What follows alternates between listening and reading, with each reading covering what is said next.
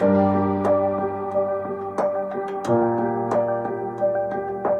opening question has to be, okay, if I've never heard of this thing, what the hell is HR 1? What's in it? What does it stand for? What's it trying to do? What is this devil's brew? And I guess, Larry, I can start with you if you like. So here it is. HR 1 is the biggest, most ambitious democracy reform package considered by Congress, I think, forever. Certainly the most important since the Voting Rights Act of 1965. The way I like to think about it is kind of a 3-layer cake with really great icing around it. So the first layer of this cake has voting rights reform that would basically reverse the efforts that are going on in the states to make it harder for some people to vote, to encourage all to be able to vote. That's layer 1. Layer 2 is gerrymandering reform so that we can't have partisan gerrymandering in the drawing of congressional districts. And layer 3, what is most important to me, is a package of anti-corruption in money and politics reform so that Congress people can run their campaigns without depending on large donors to run their campaigns. Those are the core features. And then the icing is a bunch of election security and ethics reforms that all together make this, I think, again, the most important thing we've seen Congress consider to restore faith and integrity into our democratic process. A lot of weight on us. Elizabeth, a lot of people are talking about a skinny bill, a smaller, pared down version of this. Why is that a good or bad idea? Well, I think just to kind of zone out, like we said, it is a big bill. I think currently it's 817 pages. But the reason that it needs to stay together and the reason that it's such a big bill, and I like to remind folks of this, is that Congress is actually just doing its job. And anybody who was paying attention to the elections in 2020 probably saw a lot of stuff that they really just were like, how is that happening in 2021, honestly? So why are people standing in line for 10 hours? Why can't we figure out how to get elderly people access to vote by mail? They're just common sense things that are wrong with our democracy that the bill largely fixes. And so honestly, as you know, Mr. Sarbanes, who is a primary sponsor of the bill, always likes to remind people that John Lewis wrote the first 300 pages of the bill. The pieces of the bill are actually functional all over the country. The idea here is like, let's make sure every American voter has the same fair rights, the same basic baseline standards of accessing the vote as everybody else. And so the reason the bill is so big is because America has a lot to fix. And I don't remember a time that we've said, hey, if we can fix everything at once, let's just do it piecemeal instead. It's almost like renovating your house. Like, why would you leave the bathroom broken if the rest of, your bedroom is getting put together? So I think people who are talking about the skinny bill, frankly, are distracted because they don't realize that the thing we need to do is just get this over the line. And there's been a lot of focus on one senator in particular who we need to move. And I'd like to remind everybody that there are 50 people who are behind this bill, right? At least at a minimum, right? Including the Vice President of the United States who can get it over the line. So there is no reason to break up the bill, sort of thematically for that, or strategically for that reason, but just thematically. And I think this is an important point to sort of level set for our whole conversation. The best parts of the bill beat back all the nasty voter suppression laws that we've been hearing about all across this country, right? So we've seen, the Brennan Center has noted, as of this month, 48 states have moved 389 bills to restrict the right to vote. So that's what you've been hearing about. And you probably have been thinking, oh, that's overwhelming. The great news is we don't have to have 48 fights. We can have one fight, and that fight is HR 1. So that's part one. That's the nasty voter stuff that's in the bill. The reason the bill needs to stay together is that making sure that you can still access your vote, even despite the color of your skin in the country, should be table stakes. So beating back voter discrimination is one part of the bill, but the other amazing part of the bill is actually building a forward and inclusive democracy. And that's the campaign finance reform that Larry and I will be thrilled to chat with you about. But this is a narratively cohesive bill that belongs together and will just help all Americans. If we're perfectly honest, we have a broken Congress, and there is no indication that this bill is going to do anything but die in the Senate. So why are we even having this discussion? What is the point of pretending that this bill can pass? And I'll roll in the second question at the same time. So if this bill is getting this much pushback and looks this dismal because of the state of our representation, what the hell are we, everybody listening and participating in this, supposed to do in any viable way to get it over the finish line? The Chaturati are like repeating this idea over and over again. And this is why they're saying we got to skinny it down so that we can get something that's passed. This is all crazy talk. We have 50 votes in the Senate right now, 50 votes. We need 51. Now, I'm not much of a mathematician, I'm a lawyer, but that seems pretty close to me. 50 votes. And if we can get Joe Manchin to recognize that his belief in bipartisanship is a good belief, like God bless him, we should have bipartisanship, but bipartisanship is not the order of the day for the Republican Party.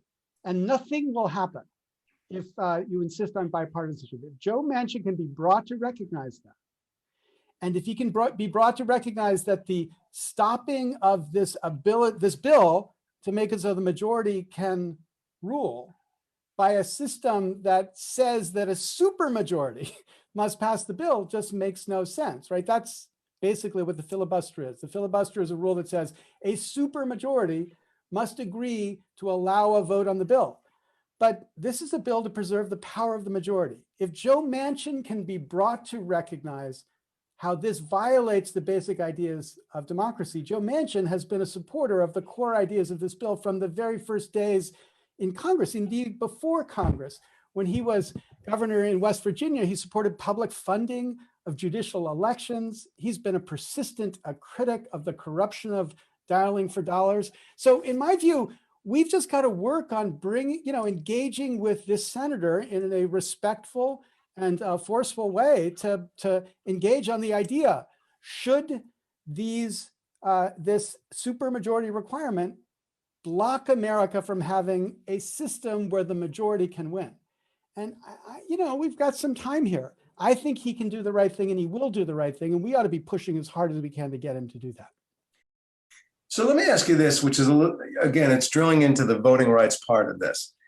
I'm not going to ask you to prove that there is voter suppression going on. We all know that there's voter suppression going on. There's a big campaign across the country. There are at least 48 states that are actively enacting laws that are more or less voter suppression.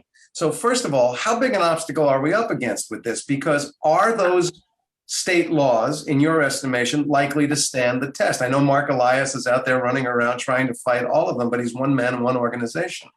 How do you, given the sheer amount of restrictive laws that are being enacted daily in what seems to be the vast majority of this country, how do you fight that movement by pushing H.R. 1?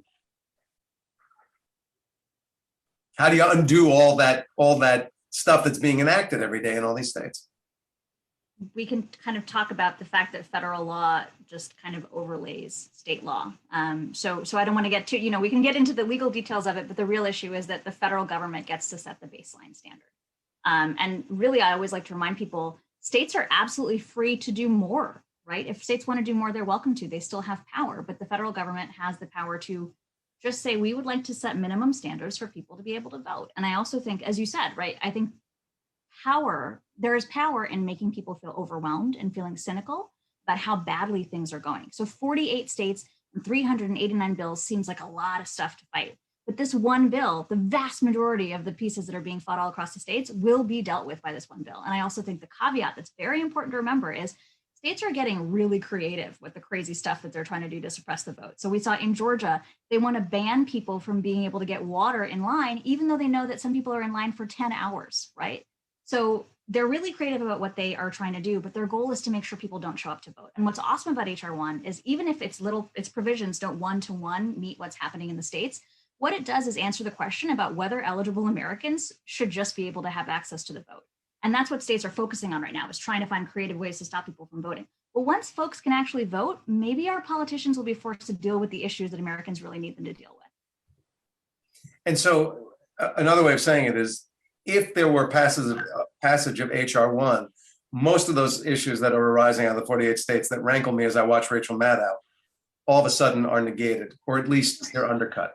Exactly. Well, most of them disappear because the federal law will supersede them. What is the problem with the notion of voter ID? Can't everyone get an ID card? What's in the way? Why is this a good, middling, or bad idea? To start with that one, I think something that's really important is that one of the big myths, frankly, lies being told about the bill is that the bill bans voter ID, and it does not do that. It actually just provides an alternative so that when you show up, if you do not have access to an ID, you can make a sworn written statement, an affidavit of your identity so that you're able to vote. So it's just, I think it's telling to me again that the best that the opposition can come up with to counter the bill are lies. It does not ban voter ID. It creates a workaround for folks who don't have access to an ID. And this is, again, where Brennan Center data really bears out that there are certain communities who have a harder time getting ID.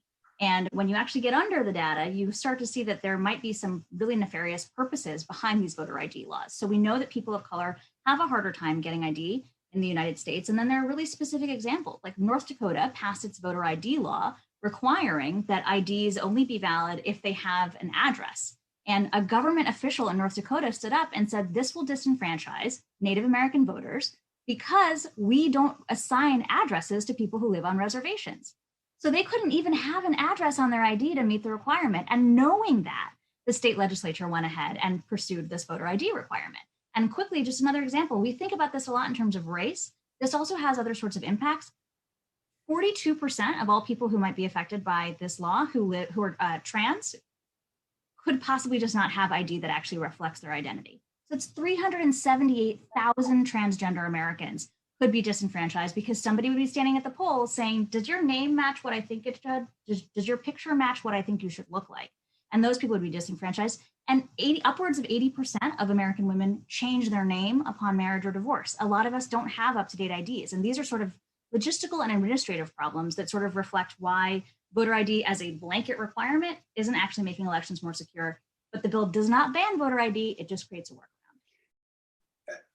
This is an area, campaign finance reform, part of HR 1, is an area where I'm hearing even Democratic Senate and congressional members are having some issues. And yet everybody that I know that serves in Congress, and I know a handful of people, complain to me all the time that they spend 55% of every working day having to raise money constantly.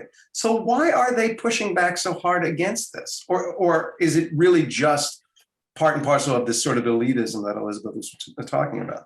Well, you know, everybody's conservative in a small c sense. They came to Congress with the system we have.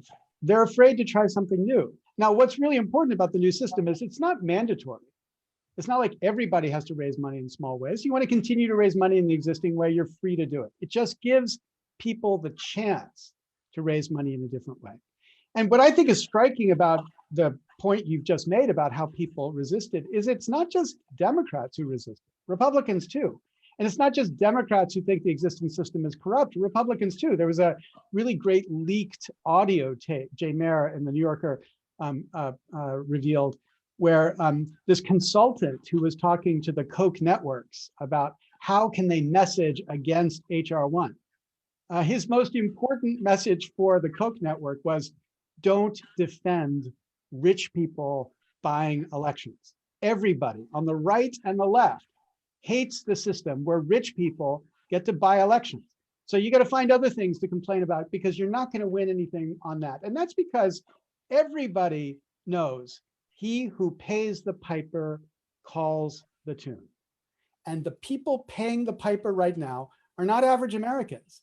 They are the tiniest fraction of the 1%, and they call the tune, which is why Congress does all these things that seem kind of weird when you look at what ordinary Americans want, but make perfect sense when you ask, how do they raise more money? Republicans are making the claim over and over and over again that if HR 1 were to pass, if both of these bills were to pass, that it would make it virtually impossible for them to ever win an election again. Do you understand why they say that? And do they have a point, either of you?